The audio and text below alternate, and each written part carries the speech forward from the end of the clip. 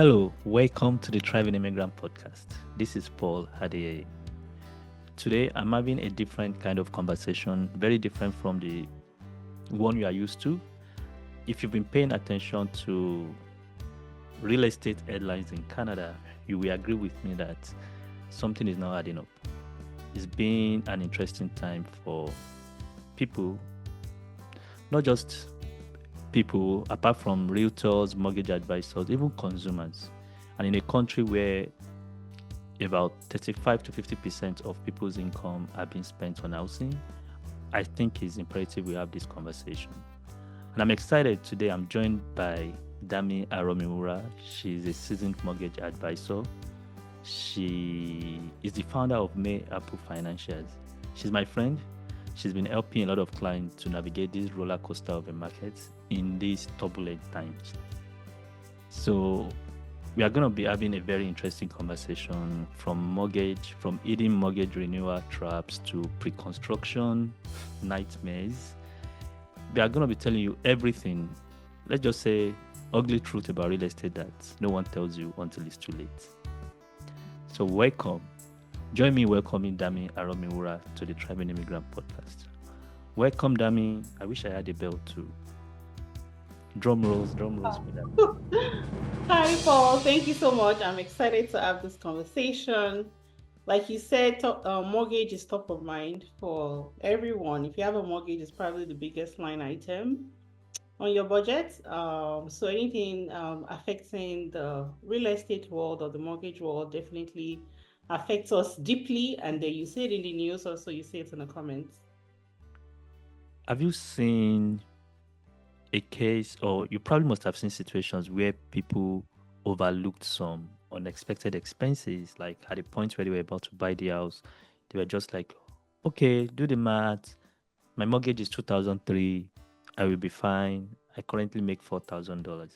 Are there any unexpected costs that people usually overlook when they are buying their first home in Canada? Yes, definitely. I'll say that most times, first thing is moving expenses. It's so basic, but it's actually you need to You pay need to most plan likely. for You need moving. to plan for it. So now somebody that's put 100% of their funds towards down payment and closing costs. By Hmm. moving expenses, they're already dipping into their credit cards or line of credit or whatever the case is. After closing, then you realize, okay, actually there's no fence at the back. We need to your neighbors will knock on your door and say, oh, we need to do the fence. So here's another 3,000. That's how it adds up. Then you realize you need to buy furniture, right? That adds up. Or some people don't have the money for furniture, then they take all this buy now, pay later. It's adding up. Hmm. So it's actually those things that you are not thinking about. If you are unfortunate, then maybe the property has some issues that you need to fix. So maybe something is leaking that was missed, but that's something that you can actually prevent if you have good inspection. But life still happens. Like a personal experience of mine is like we bought a property. The goal was to renovate. Now the renovation went way over budget because we had a terrible contractor, but we eventually got to a point where everything was renovated. The master bedroom, bathroom was already fully renovated by the previous owner, so we didn't even have to touch that. So we've done everything, and I was just sitting in my living room.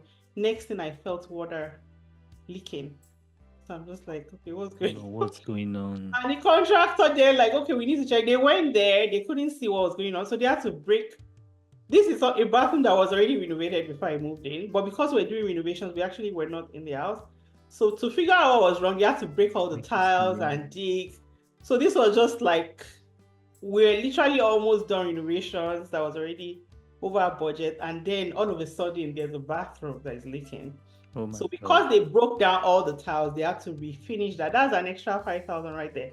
So Hmm. unfortunately, even if you check everything, life still happens. And I say when people say, "Oh, your emergency fund is so important," because if you don't have an emergency fund, all of those surprise expenses, or even some of them that you could have predicted, just kind of takes you further in debt. And by the time you are paying a mortgage and property taxes, your ability to save is also constrained. So that means you can't actually pay all those things as far. So I always say there are minor things Right. like moving expenses, fencing, furniture, And then, unfortunately, there are also some surprise maintenance expenses. I think people are usually prepared for mortgage and property taxes, and then they forget everything else.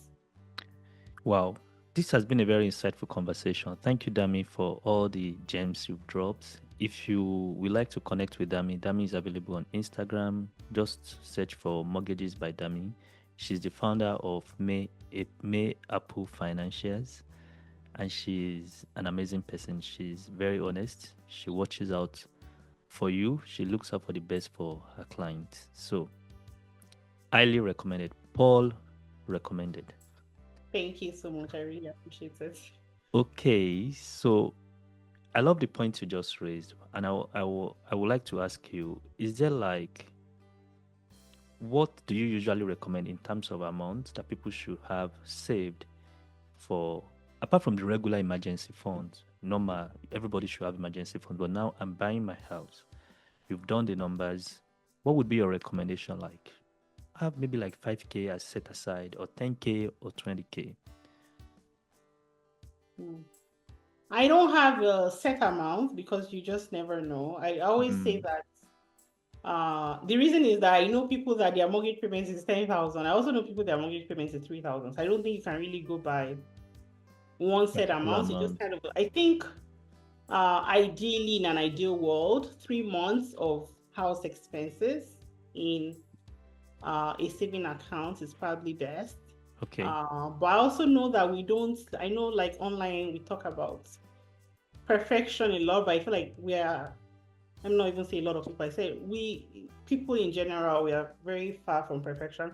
So I always say that be very conscious of your mortgage payment and what that has to do with your expenses. Because maybe buying a home means that you need to get like an extra side also for some time just to be back. But I Right. think you have to be conscious between the difference between your mortgage expenses or your house expenses and how much you are making. You never want to be in a situation that buying means that you're spending 100% of your income on Hmm. your house expenses, because it means that you're just one surprise away from going into debt. So I would say if you can get buy your property close and you're still saving a bit, yes, you might not have that big emergency fund, but at least you can absorb some surprises. But if you're already somebody that you have $0 because you bought more than you can afford, can you pick up something else? Can you rent out a room just so that you can bridge that up until you get buoyant again and feel comfortable? Okay.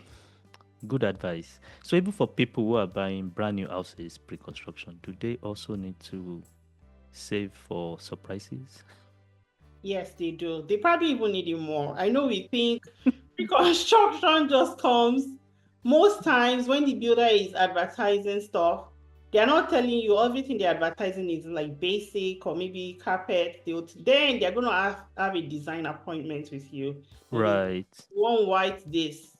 That's not something that you budgeted. You probably only budgeted your down payment and closing Yeah. costs. So now they're Upgrades. like, if you want all of these design options, here is a 1,000, 2,000. By the time you click a few things, you're already at 20K. Hmm. Pay for it because you feel like you might as well do it now. It makes sense, right? Then closing costs. Pre-construction closing cost is also more than a resale property closing cost because you are Oh, I faced with see. two closing costs. You are faced with the regular closing costs, land transfer taxes, and everything. But you also faced with development charges and anything the builder is adding on top of the price. So that's one, you've paid extra for design that you didn't budget for. You've paid extra for closing costs, at least on the builder side. Now, once you are done, it's completely brand new. There's usually more things to fix. A Hmm. resale home, you might go there and then you already have blinds, right? A new True. home, every single thing. Like even think about Appliances. just the rod in the bathroom. Resale Yeah. might already come with it, but new would not. It might not come with a fence. I think even pre-construction, you probably need to budget Need. just like somebody buying a resale. Now you might not be faced with like furnace, like or leaking or things like that. Yeah. And when you are faced with things like that, you can call the builder because usually there's a warranty. That's correct. So I think on that side you are good. It's just like the small things, especially to get everything set up. Yeah. That's a very, very valid point. Because pre-construction, they don't even come with appliances. So to make the home habitable, you need to spend extra. There's no stove, there's no refrigerator, there's no washer and dryer. There might not be any air conditioning. There might not be any air Yeah, conditioning. That's most homes correct. actually don't have air conditioning. So those are all like expenses that you actually need. It's not like you're going to Yeah. Fencing, you may want to do interlock, you may want, yeah, that's correct. Okay. Thank you, Dami of May April Financials, for coming to the Thriving Immigrant podcast. If you are loving this conversation and you've not subscribed, please hit the subscription button, share this with someone, and let's build a thriving community one day at a time. I don't think I have any more question for you, Dami.